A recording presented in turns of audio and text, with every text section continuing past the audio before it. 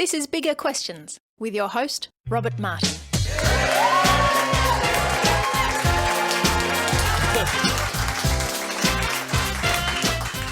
Welcome to Bigger Questions, recorded live in the city of Melbourne. Today's big question, superheroes. Do we need another one? We asked this question today to Dr. Sam Chan. Sam is a preacher, author, cultural analyst and medical doctor, and he works as a national communicator with City Bible Forum, and he joins me now. Please welcome Dr. Sam Chan. Thank you.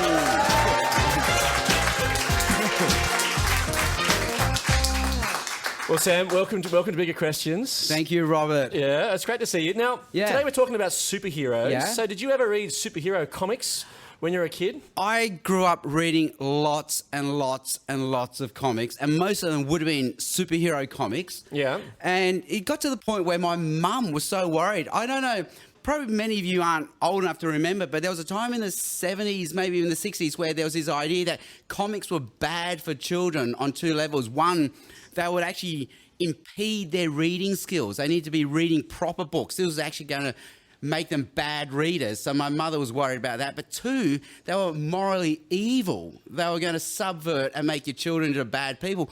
So I remember at the age of 8, my mother had to go to my third class teacher and tell her, how do I get my kid to stop reading comic books? There was a big fear of my mother. I was just consuming too many comic books. What did she come up with? I to this day I can't remember, but maybe the teacher just said it's okay. Like it's okay that he's reading comic books. Okay, Better that or nothing. Yeah, Should we tell the audience we're actually dressed up as superheroes today? We're going to tell. Yes, we I have are. a Batman T-shirt and Robert has a Superman T-shirt. That's right. Yeah. Yep. Were you going to mention this? No, I wasn't. No. So it's like we've done special effects. Like we can't do CGI. That's not in our budget. So to kick off Bigger Questions, we do like to ask a couple of smaller questions. We do try to have a bit of fun on the show. And today we're asking Sam Chan about superheroes. So Sam, I thought we'd test you on how much you know about superheroes. So you feel qualified? Never, not with you, Robert. You'll find some way to make this weird. Okay. Okay, well, there's two questions, both multiple choice. Question 1. According to List 25, a website which compiles lists of intriguing information on a variety of subjects, who is the most powerful superhero of all time? Was it A, Batman, B, Thor, C, Superman, or D, Justin Bieber? So which of those was the most powerful superhero of all time? Whoa. I just want to say, Thor, God of Thunder. Only because I've always wanted to say that. And you're right. Really? Yeah. Who would have thought? That's I right, it thought was. Superman was more powerful. No, he was at number 3 apparently, and Batman didn't even make the list. So How do they even define powerful? Well, how's Justin Bieber more powerful than Batman? Well, he didn't make it. He didn't make the list either. So that was my sort of attempt at a joke. Yeah. So List 25 isn't probably the most authoritative source. So who do you think then is the most powerful superhero? It's Superman, and that was the problem with Superman. He was too powerful. There was nothing he couldn't do by the end. Yeah. He could fly into outer space. I remember one time when something bad happened, he was able to fly into outer space and then fly around planet Earth, reverse the flow of planet Earth, reverse time, and reverse the bad thing that had happened. And I remember Jordan Peterson in his book 12 Rules for Life said that was the problem with Superman. Nothing could go wrong for him. He was too powerful, and it just became a very, very boring story. They had to invent kryptonite just to make the story worthwhile again, just to give him a weakness which he never had before. Yeah. Okay, well, question 2. Again, according to List 25, which is the top superpower that you wish that you had? Was it A, invisibility, B, healing, C, flying, or D, the ability to sing like Justin Bieber? So which of those I would love the Bieber one. You would? I listened to a whole This American Life podcast on this, where they went around asking people, and basically we are divided in two. Half of us would love the ability to fly anywhere and be anywhere anytime we want. Yep. The other half of us want to be invisible. And there's even a creepy message there. Those of us who want to fly, we want the power to do good, like prevent crime, make a difference. Those of us want to be invisible so we can get away with things. Right. So which one do you think is the top one then? Oh, I think flying. Everyone wants to fly. No, they want to be invisible. No, you're right. It's true. It is. It's true. Yes, it is. Yes. Healing was number 22, invisibility 24, and the ability to sing like Justin Bieber didn't make the top 25. So But anyway, healing is Sam, overrated, isn't you're, it? You're my hero, Yeah. Sam, because you got two of our Well, it was a smaller fluke. questions It right. was a Yeah, big round of total fluke. applause for Sam. Thank you. So which superpower would you choose then? I love Batman. Everyone loves Batman because you get to say, I'm Batman. But because Not he was Bat- just a normal guy, but because he'd done jiu-jitsu, karate, he Yeah. could just win any street fight. Yeah. I think that's what I want, the power to win a street fight. But people have pointed out Batman's superpower really was wealth. Right. That's where his power comes from, that he Yeah. had just so much money, he could invent and buy any toy he wanted. Yeah. So you wouldn't call you, what, Bat-Chan? Bat-Chan. Perhaps? Or Bat-Sam. Yeah, or Spider-Chan, perhaps. You never thought about becoming a superhero yourself? Every boy wanted to be a superhero, and I think I'm sure girl as well, and every kid, we didn't just read comic books, but during school, you'd be drawing, inventing your own superheroes and thinking, Yeah. okay, what superpower can I give them? So what did you draw? It was all Batman and Robin in my day, swinging from ropes, climbing buildings, and just being able to win a street fight. Okay, that was the goal. Everyone wants Now, to win we a street asked the fight. really big questions on this show, so I want to know, this is one of the big ones. Oh, yeah. So where have all the superhero capes gone? So Wonder Woman used to have a cape, but now it's gone. Most of the modern superheroes on our screens are capeless, except perhaps Captain Underpants. But why is that? Why are they got where's the capes gone? I have a feeling it all goes back to we needed capes. One, because it just made them look more regal and they could hide behind the cape. But then when they started putting them on TV, it's the only way you could make it look like Superman was flying, because you have the cape flowing behind him. Oh, yeah. And so it helped, because they didn't have CGI, so it helped give you the illusion of Flying. flight. Yeah.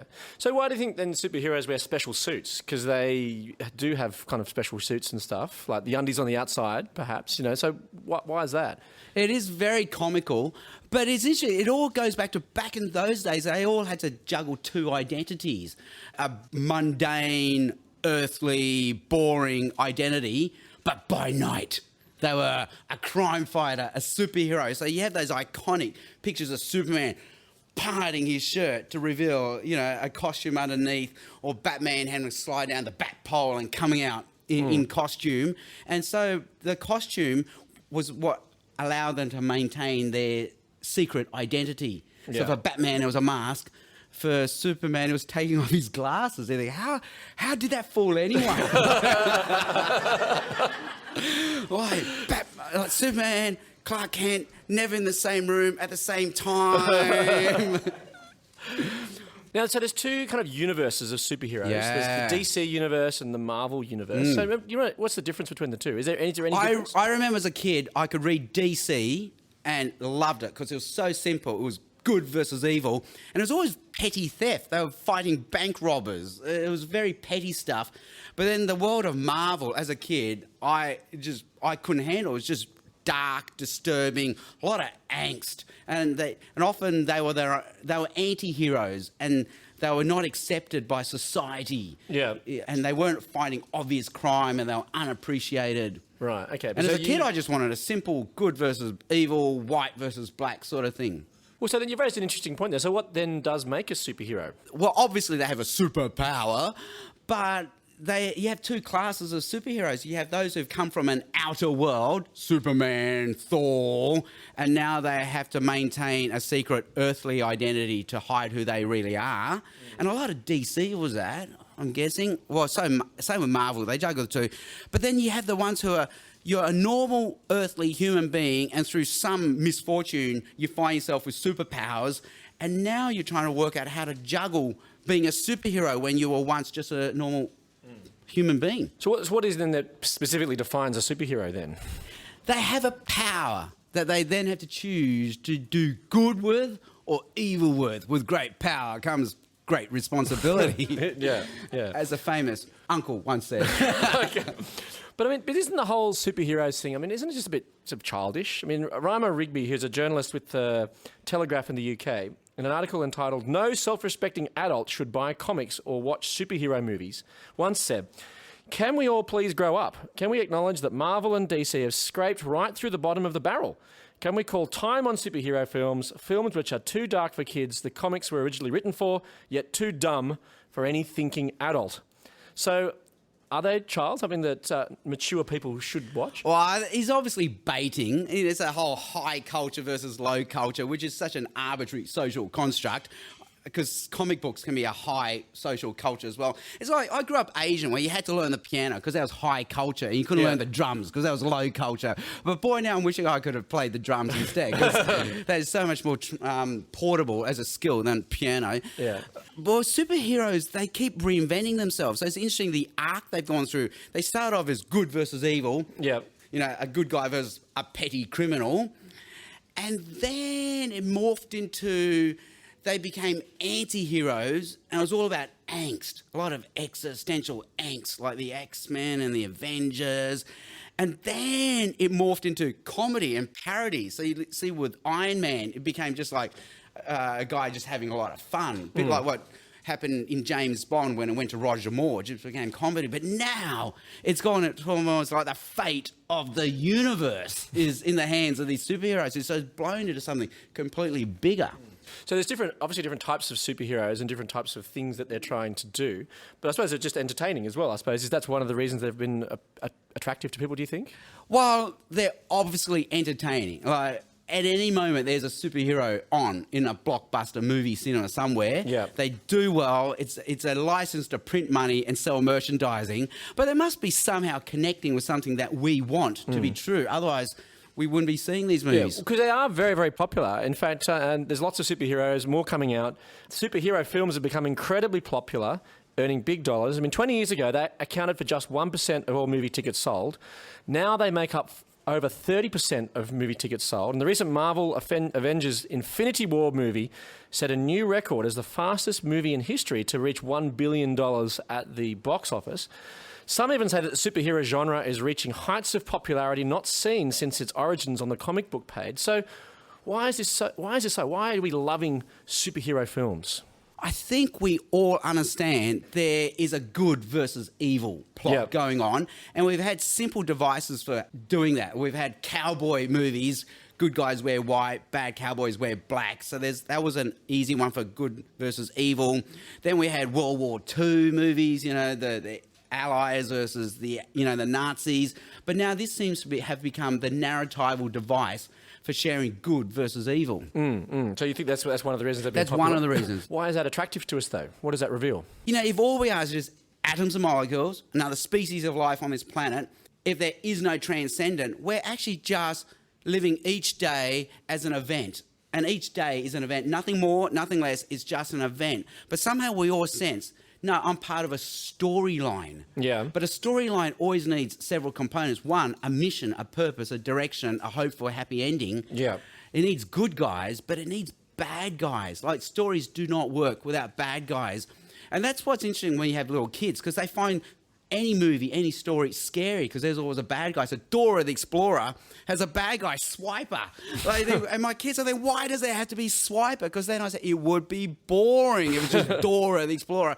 And Disney is boring because it's just character driven. There's Donald Duck, Mickey Mouse, Pluto. Nothing happens.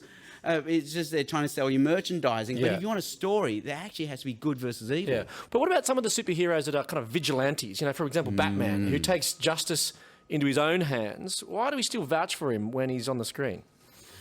I think because deep down, all of us wish we could be at night a crime fighter. I always say that to my wife, when you go to bed at night, you don't know. I could be out there fighting for justice on the streets. You just don't know. And I've just come sneaking back in at 5 a.m. I think every woman wishes she had married a crime fighter.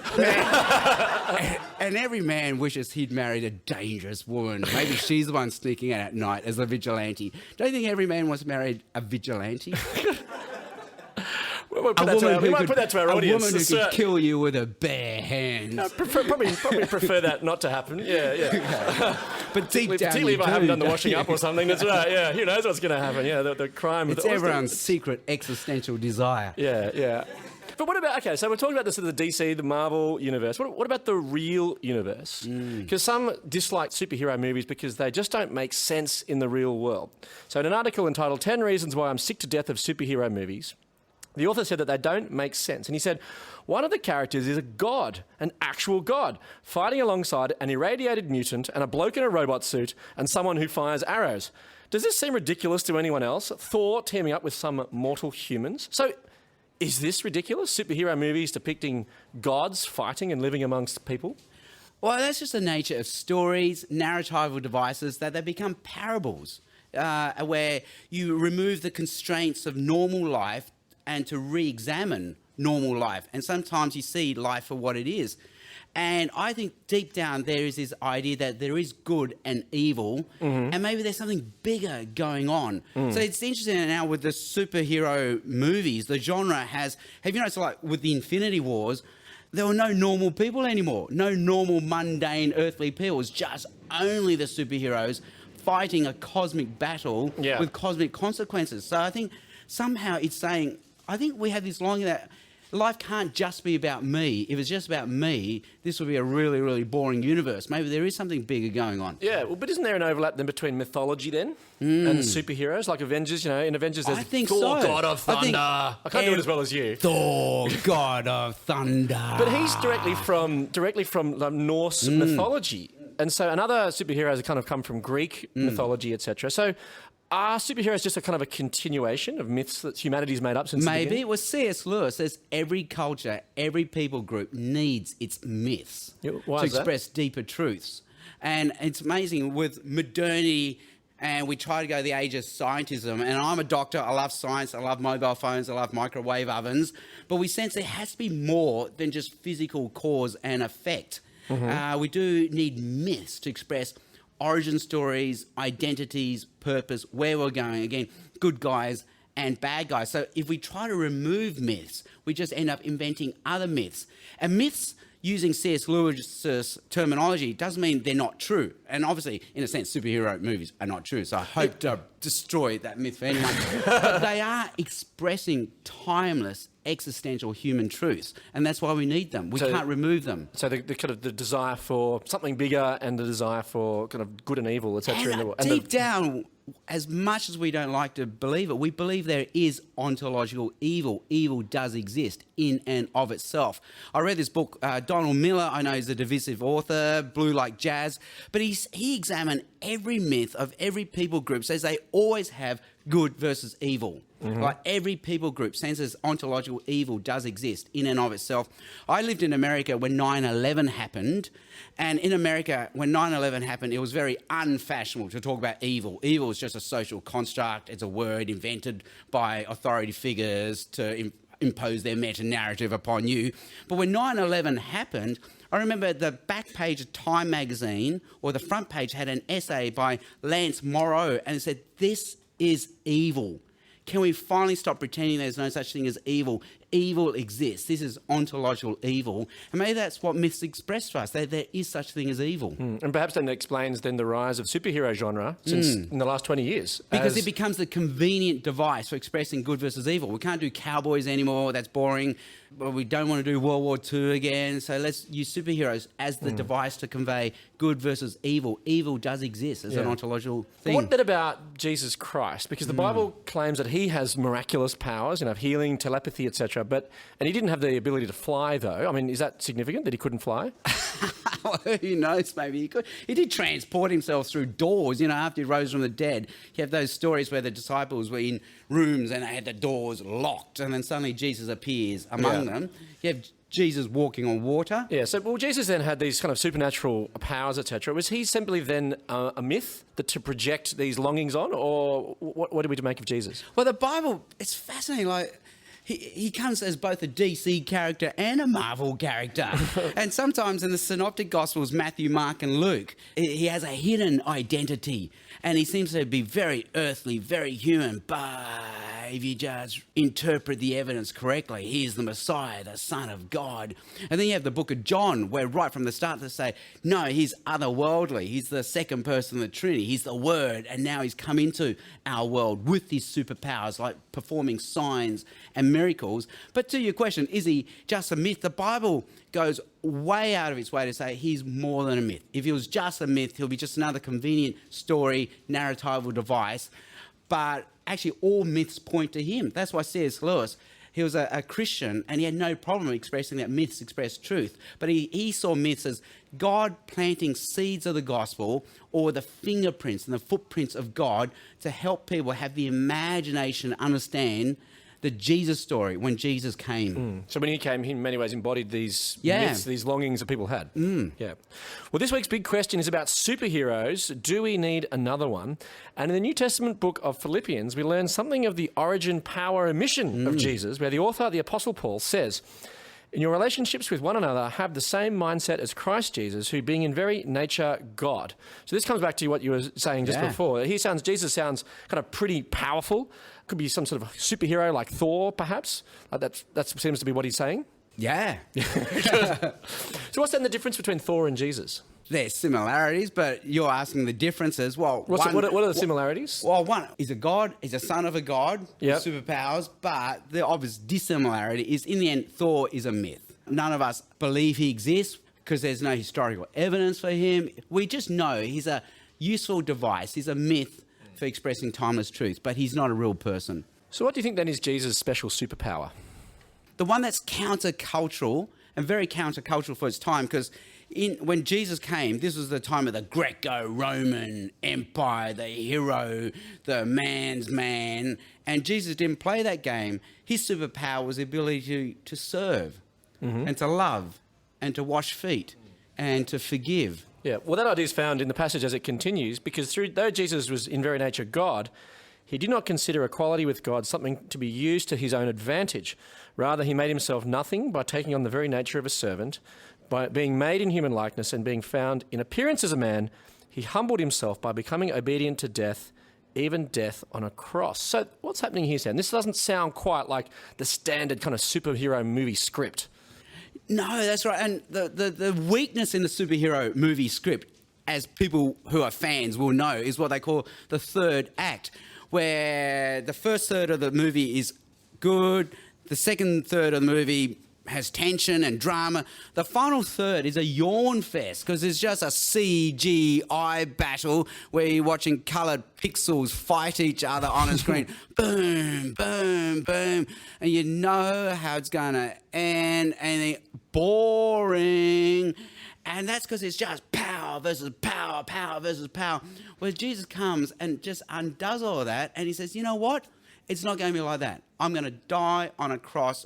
I'm going to sacrifice. And that's how I'm going to save. That's how I'm going to be a superhero. That's how I'm going to rescue. And that's the ultimate superpower of Jesus. Not that he can walk on water, not that he can heal a blind man, but he has the power to forgive sins. And that's what always blows people away. So whenever Jesus goes to a dinner, and he might raise a dead girl back to life, give a blind man his sight again. People marvel. They go, wow, isn't that amazing? But the instant Jesus says, oh, your sins are forgiven, that just destroys everyone. Everyone goes, who does that? How dare he? Who does he think he is? Only God can forgive sins. And that's his greatest power. He is the one who can forgive sins. And that comes through in this passage here by being obedient to death, even death on a cross. And that's how he forgives his sins. Yeah, and that's where, again, you deconstruct the superhero story where ontological evil exists out there, and in the end, it has to be a CGI monster. Whereas the Bible maybe say ontological evil exists. So ontological means it's real. Like evil's real. It's real. It exists as an entity. It's not an imaginary construct. It's not a fabric of your imagination or just a useful word device. It actually exists. And you know what? It might exist in you. You might be the problem. And that's where Jesus is going to begin. He's going to fix us one person at a time, forgiving our sins and having the power to make us new on the inside. And in the end, Jesus gives us commands to follow, yes, but more than that, he gives us an example to follow, yes, but more than that, in the end, he gives us his own power. His Spirit lives in us. And we have the power to be cleansed from sin and to begin all over again. The power to be born again. Well, this passage then concludes in a dramatic way in verses 9 to 11, where Paul writes, therefore, God exalted him to the highest place and gave him the name that is above every name. And at the name of Jesus, every knee should bow in heaven and on earth and under the earth, and every tongue acknowledge that Jesus Christ is Lord, to the glory of God the Father. Now, this passage speaks of every knee bowing before Jesus. And in the 2012 Avengers movie, the evil supervision Loki demands that people bow down before him. He says, is this not the truth, that humanity craves subjugation, that this diminishes our freedom? So is bowing before Jesus subjugation? Or is that a bit different?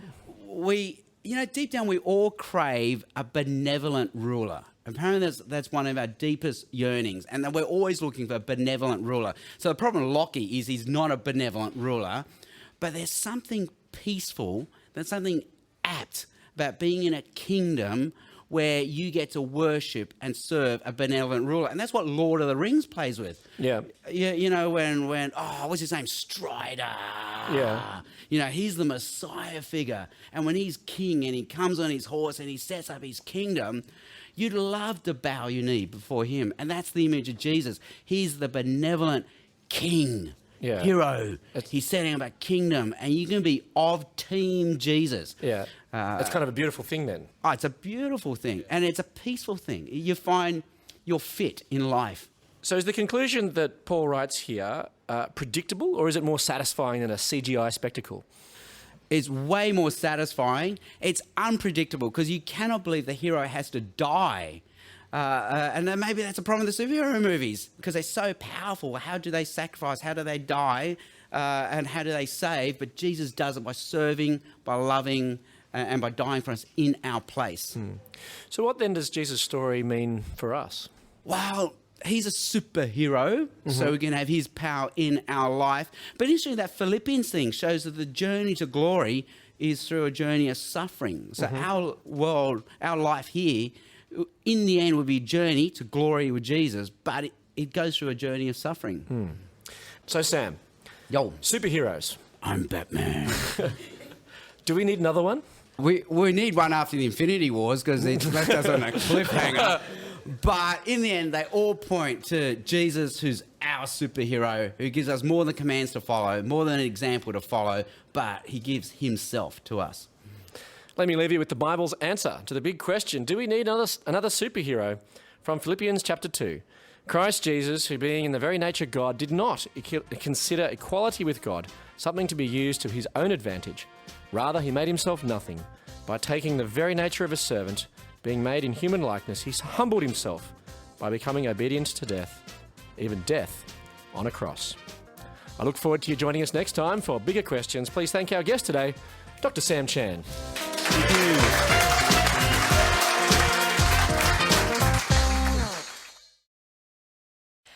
Enjoy bigger questions? You can help us keep asking them for as little as $1 a podcast. Support the show. Go to patreon.com/biggerquestions.